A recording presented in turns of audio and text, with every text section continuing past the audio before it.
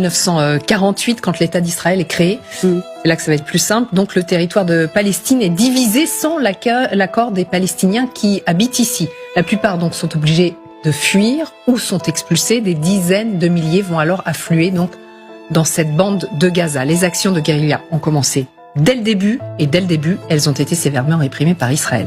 On va choisir une autre date, 1967, la guerre des 6 jours. L'État hébreu s'empare de Gaza, les Israéliens vont y rester pendant presque 40 ans. Ce n'est qu'en 2005 que les colons juifs se retirent, mais la situation ne va pas s'améliorer pour autant. Les Israéliens en gardent le contrôle total. 2006, c'est l'autre date qu'on choisit.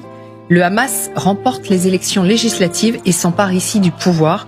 En réaction, Israël impose un blocus terrestre, aérien et maritime. Une immense clôture sécurisée est érigée. C'est la fameuse prison à ciel ouvert dénoncée par Human Rights Watch. Depuis 16 ans donc, la bande de Gaza est coupée du monde. Tout est contrôlé, la circulation des personnes comme des biens, avec un calcul d'un cynisme inouï, maintenir les Gazaouis sous domination. Regardez, l'idée est de mettre les Palestiniens au régime sans les faire mourir de faim. Celui qui parle ici, c'est un avocat qui avait participé au processus de paix.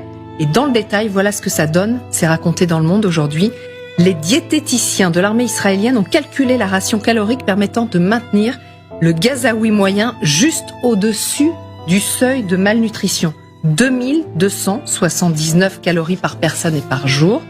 Donc à partir de cette estimation, l'état-major a décidé que 131 camions seraient autorisés à entrer dans Gaza chaque jour. Les Gazaouis donc organisent régulièrement des manifestations pour protester contre ce blocus étouffant, mobilisation toujours sévèrement réprimée par les Israéliens avec des morts et des blessés graves. La rage monte avec un taux de pauvreté catastrophique, avec un taux de chômage dramatique, un accès à l'eau conditionnée, une électricité pas toujours disponible et une impossibilité de fuir.